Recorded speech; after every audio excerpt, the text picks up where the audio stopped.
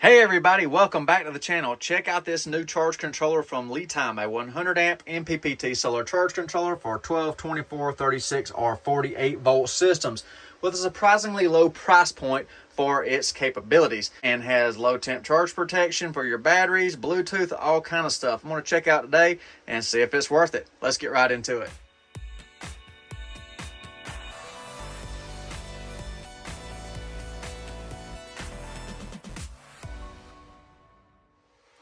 So I did the unboxing on this charge controller on a YouTube short. I'll have a video link in the description so you can check out how it was packaged. It was packaged well. So what you get when you get one of these controllers, of course, you get the controller itself. You get an accessory pack right here with wire terminations and everything, and they size them for 4-gauge wiring. So you get some screws and some heat shrink, things like that. You get a NTC temperature sensor.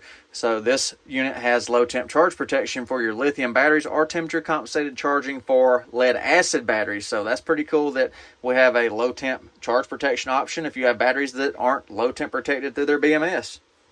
And they also give you a user manual to show you everything about the controller, the specs, how to hook it up. I'll have a slide with specifications, but for 12 volts, it is 1500 watts. For 48 volts, you can put 6,000 watts of glass on this controller. That's pretty impressive. And the controller itself has a surprisingly small footprint given its ratings. So taking a look at the charge controller, we have a metal casing with an aluminum heat sink across the back to help dissipate the heat, because if you're charging at 100 amps, you're going to be making some heat. Dual cooling fans, and they also have a silent mode for the fans you can program into the unit. So we'll check that out in the video as well. Come back around to the front right here. We have our display screen with our user interface buttons right there. Remember, there's Bluetooth with this unit too. That'll be demonstrated as well in a moment. Our PV connections right here and our battery connections right there. And then the temp sensor shown earlier goes in right here, and it's also got a RS-45 communication option. Then on the side of the controller, there's a model number right there, and then it shows your system voltages, your max current voltages, and ratings, all on the side for your reference. So I got a set of test leads on the battery side connected to the controller right now. I got it kind of propped up where we can see the screen. So I'm going to power up the controller and see what kind of programming functions we have without having to resort to Bluetooth. So now I will power up the controller. All right, connected the wiring, and let's see it power up. There's your test screen. It comes preset for lithium, auto detect. That's 12 volt system, of course. So first I'm gonna go through the menus and set up the backlight to make sure it is as bright as possible. I'm pretty sure it comes pre-programmed at 100%. I'm gonna check and find out, so hold the set button right here and we'll scroll through. I'll show you the battery settings in just a moment. So we'll go over here, and this setting is the time delay on the backlight before it dims down. So it's set at 100 seconds. You can go up to 240 seconds, 250 seconds, something like that. So quite a time. So I'll just leave it on the default of 100 seconds. And then the next one, that is the percentage of brightness right there. So let me turn the light off. You can see it's fairly bright. So let's dim it down and see. Yeah, you can see the backlight changing a little bit on it. It's getting dimmer and dimmer and dimmer. So I'll run it back up to 100%, right back where it was. All right. So I go back through the menu settings again. The manual doesn't specify all the different settings in the menus. It says to see their Bluetooth app or their online guides for a full description. So I don't like that the manual doesn't show every single menu option. We'll go through most of them before I connect to the Bluetooth. So press the set button again right here. So LI is lithium. So we could change that to user, flooded, sealed, and gel. So keep scrolling through back to lithium. It's got pre-programmed set points according to the manual, but I think there's more settings in the Bluetooth. So we'll go over here. We can do 12 volts. Of course, it's on a 12 volt system. I can change that. It'll give me an error code because it's seeing 12 volts, but just showing you the menu option right there. So I'll take it back to 12 volts. Go to the next menu. This is the equalize option. Since it's lithium, there's nothing there, so it's not an equalize function for the lithium settings. Then there's our battery voltage set, our charge point set for our boost, 14.2 volts. So let's see how easy it is to adjust that. Okay, at least they give you an option to adjust the boost voltage for your lithium. Then the float setting, this is a float setting. We're not having a float setting since it's lithium. They don't have that menu available for lithiums. So the manual makes no mention of this set point right here. This is the rebulk setting since it's lithium, so it should be adjustable. Rebulk at 13.4, whatever you want to set it at. So I'll leave that there for now. If I find something else in the Bluetooth, I will let you know, because I've not even used the Bluetooth app. I want it to be real time as I see it, to get my reaction, things like that, to see if it's, worth using. Low temp protection feature right there to use the temperature sensor. We will turn, well, I went out of the menu, so let me go back through. Okay, back here to low temp protection.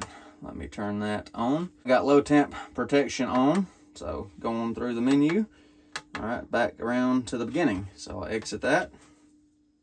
So by turning on the low temp protection, I figured we might have a display or something showing the temperature. I've got the sensor right here. Figured that might be some kind of error or something, but I'm gonna go ahead and plug in the sensor and see if it pops up any kind of display or temperature reading on the home screen. So I'm gonna zoom you out right there, slide the controller forward, and I will connect the sensor real time.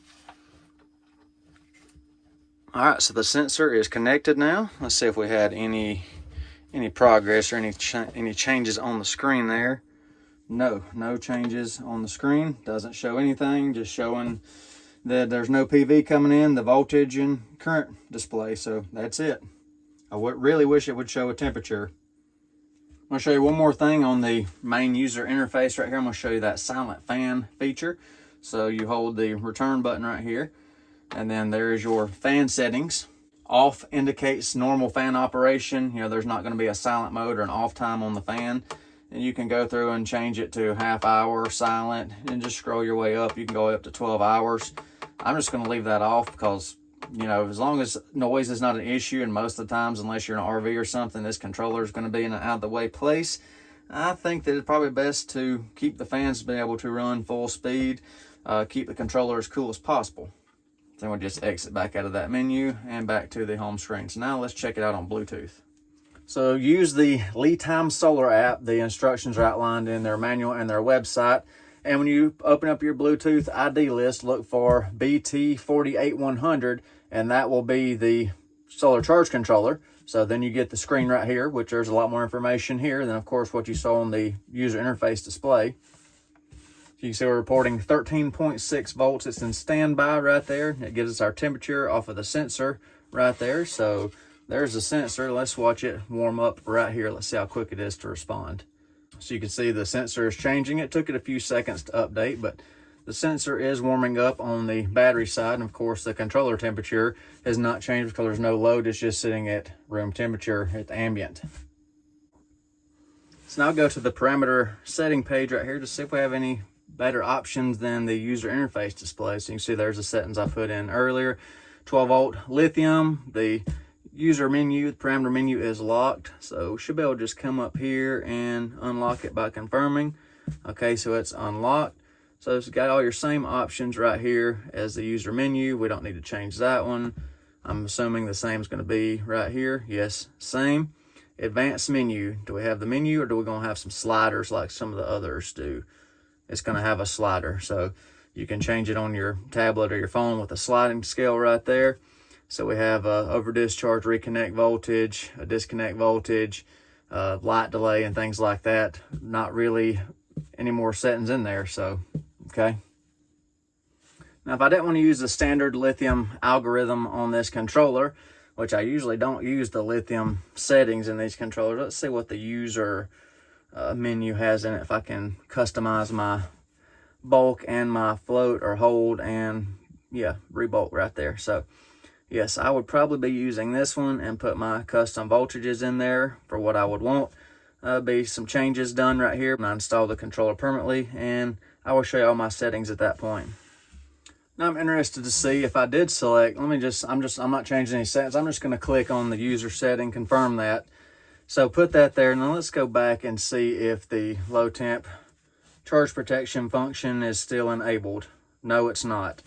It was on. Let's see if I can turn that on manually. Okay, so I can still, no, it's not going to let me turn that on. So let me go back to parameter settings. I hope that's not just a lithium specific parameter, because some people want to use different settings. Oh, got to unlock it. Some people want to use different settings than the pre-programmed. So let's go back to lithium, confirm that, and then go back to the monitoring. And let's see if the low temp protection function stays on this time. Okay, so low temp protection is only available in the lithium. I think they're missing an important subset of the solar people who want to have low temp charge protection function on that user setting, who want their own programmable lithium values instead of the pre-programmed or canned values. So maybe they can do a software update or something for this app or this controller to be able to enable the low temp protection function on the user menu. So that's a detractor right there. I'll leave it on lithium for right now, and I will put some PV on this, or simulated PV, and we'll see what it can do. Let me show you one more thing real quick that I just noticed. Go to the historical data page. I wouldn't have thought there would be any data in this controller since it was new in the box and sealed. But look right here, on August the 31st, somebody ran this controller and they ran it hard. So you can see they put 1500 watts and change in there. So this is a fresh controller. Apparently this looks like a factory test from the manufacturer. So I received the controller about 6 days after this date, unless the date right here is wrong, but the controller has been tested and pushed pretty hard at some point. Then again, it may just be test data and the dates are incorrect in here, because it was on the UPS truck and on these dates right here, and it's showing that it had battery voltage. So unless the UPS man broke the seal and then resealed it and all that, that's kind of odd. So this might just be factory test data and they just threw it into the controller somewhere with the wrong corresponding dates. So just making observations of everything, like always. The thing with doing charge controller tests, a lot of times the weather and time of day do not cooperate when I have time to shoot the footage for these type situations. So got a 1000 watt array out there, but it's late in the day and I'm not going to get 1000 watts, so I'm going to simulate it a different way. I've got a 48 volt battery off camera, and I'm going to plug it into the PV input on the charge controller to load it up and see what it does. I have an amp clamp sitting right here. We'll see our voltages and current right here. Should see our current right here as well. So here we go. And I also want to see if the fans are thermal or load based. So I want to see if they come on immediately due to a load, or if it takes some time to warm up for them to come on. So applying the PV now. Give it a second.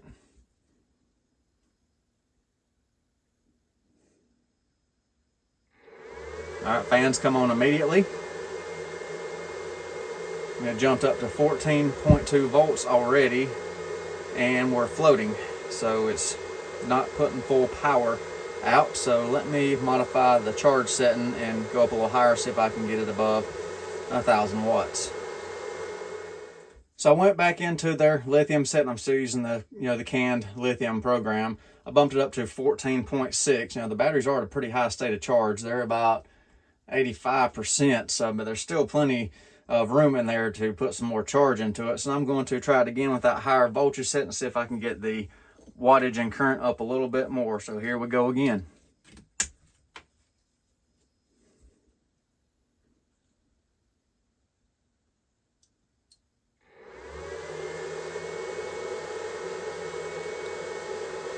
So current limited this time, so full, wide open, all it can do right there.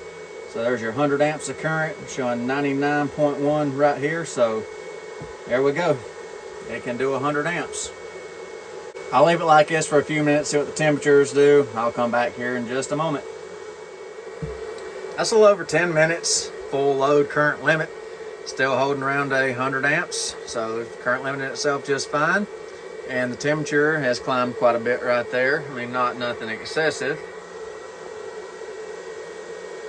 104 and change right there now, the internal temperature of the controller. And one thing of note, the airflow on the controller comes down from the top to the bottom. You figure, if it was sitting on the wall like this, they'd have the fans pull from the bottom to the top, natural draft or whatever, but the fans pull from the top to the bottom, just so you know, so all the hot air is coming out right here. We'll take the battery sensor right here. You can see right there, 78 degrees. There's our controller temperature. I'm gonna hold it in front of the discharge air off the fans. Let's see how warm the air is coming out of the controller. It's nice to have a sensor laying around. So it appears to stopped around 95 degrees, so that's the air temperature coming out. So the ambient was 78, and we're discharging 95-degree air out of the controller, so it's extracting heat fairly well. All right, I'm gonna shut it down for a minute and do one more test on it.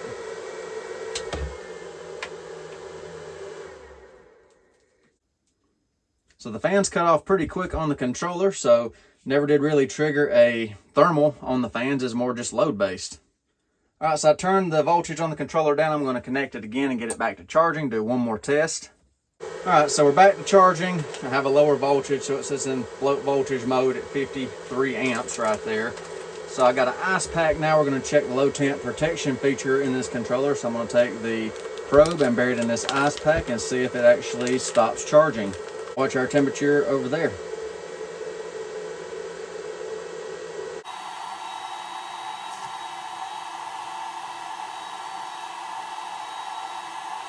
So we're below freezing and it's still charging, so we'll see if there's some kind of delay in there. Still in the ice pack right there. Temperature's continuing to drop.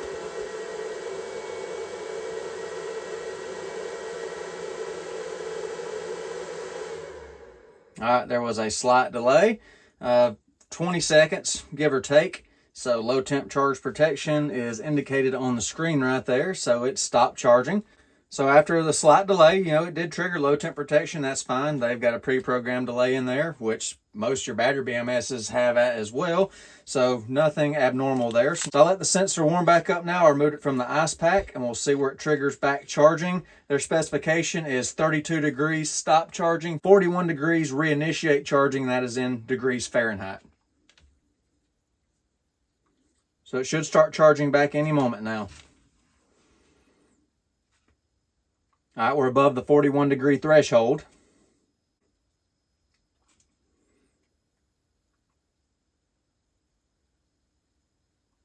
All right, and we reinitiated charging. It took about 30 seconds. So 30-second delay and back to charging. So I'm going to share my final thoughts on the LiTime 100 amp controller, or at least initial impressions. A couple of software things that could be worked on, which most of the controllers have some kind of software glitch or some oversight or something like that. Like I said, I'd like to see the low temp charge protection function available in the user setting for those of us who like to have different charge voltages for our lithium batteries and don't want to have them floating at 14.4 volts with 80 amps going into it or whatever. So I wish they could put the option in the user menu to enable that. That would be a great plus. But hardware wise, I mean, that seems to be a decent controller, especially for the price and the added benefit of having a low temp protection feature on your charge controller. So if you buy batteries that don't have low temp protection, you can strap that onto your batteries or leave it in your power shed or wherever. And, you can buy a cheaper battery without low temp and then use the controller for your low temp. That's pretty cool. And Bluetooth capabilities are nice with this unit where you can go in and fine tune and set things up, but I like to have full feature capabilities on the actual user interface on the controller itself. I don't like having to have a separate device to set up a controller, so I'm gonna have to knock them on that a little bit. A lot of your high-end controllers, Outbacks, Midnight, stuff like that, all your settings are right on the screen. You can change everything right at the controller. You don't have to refer to your phone or a tablet or something to fine-tune your settings. So that is a drawback in my opinion. But speaking of Outback, an Outback FM80 is almost double the price of this unit right here, at least at time of filming it is anyhow. So you get a 100 amp controller for half the price of an Outback FM80. Can you live with having to go through using Bluetooth versus the user interface screen? Now, that's up for you to decide. If you do like this controller, I will provide a convenient link in the video description down below so you can check the current price point, look at more of their sales literature if you need to, and just a handy reference if you need to find it. So the next video with this charge controller, I will have it installed permanently with PV breakers, battery side breakers, all that, permanent installation. I'll run it for 2, 3, maybe 4 weeks, and I'll bring you an update video to let you know how it's performed. We can look at some of the data logging, things like that to see its long-term performance, and I'll fill you in more on my thoughts on it if it's had any hiccups or gripes after a longer-term duration review. So let me know what you think about the LiTime 100 amp MPPT solar charge controller. Do you have this controller? Do you have any other LiTime controllers or products?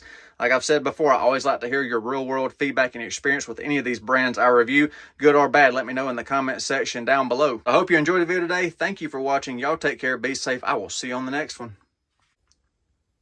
Special thanks to LiTime for providing this field sample so I could test and demonstrate your charge controller's capabilities, short-term and perform long-term durability testing. Thank you.